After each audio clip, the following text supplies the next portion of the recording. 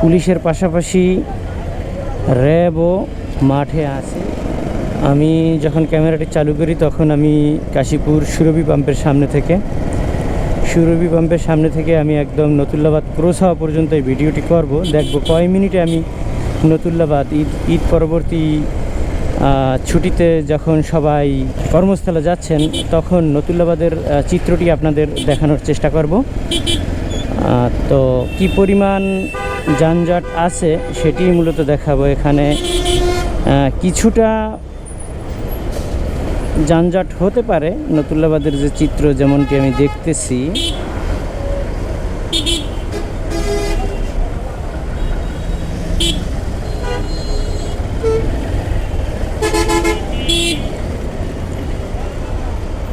আমি কিন্তু কোনো স্কিপ না করে সেই নতুল্লাবাদ ক্রস করে ফেললাম।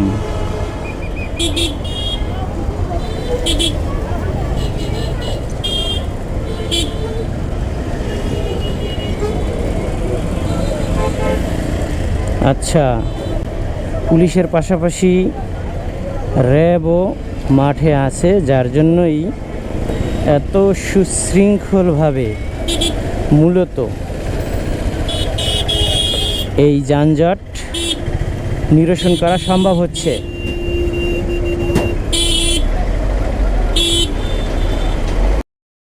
সামনে বেশ কয়েকজন র্যাবের সদস্যরা আছেন, এখানে ট্রাফিকের দায়িত্ব পালন করতেছেন তারা। এই যে প্রখর রোদ্রে ওখানে একটি মাহিন্দ্রা আছে যেটি আসলে এখান থেকে ঘোরানোর চেষ্টা করতেছে এই যানজটের ভিতরেও, কিন্তু তারা বারবার নিষেধ করতেছে যে আপনি সামনে যান, সামনে গিয়ে তারপরে ওখান থেকে ঘুরে আসুন, এখান থেকে ইউটার্ন নেওয়া যাবে না, কারণ এখানে দুই পাশে প্রচুর পরিমাণে গাড়ির চাপ আছে।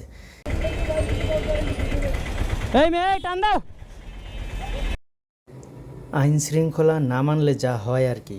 সারাটা পথ ভালো আসলেও এখানে আইসা সে এই ঝামেলাটা বাজাইছে। পুরো নতুল্লাবাদে আপনারা দেখেছেন আমি আসলে ডাইরেক্ট ট্রেনে আসতে পারছি, কিন্তু এই মুরব্বি আমনে তুমি বড় শেষরা লোক মিয়া,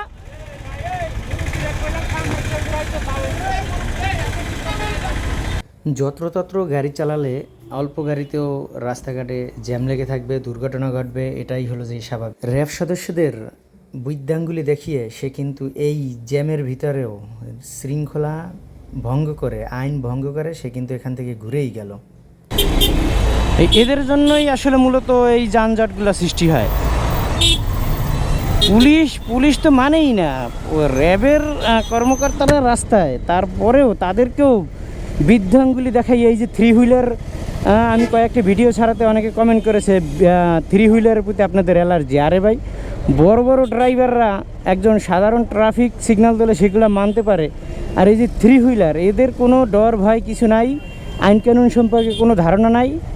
তারা যত্রতত্রভাবে গাড়ি চালাবে, যেখান থেকে সেখান থেকে মানে ঘুরাবে, আর এই যানজটগুলো সৃষ্টি হবে।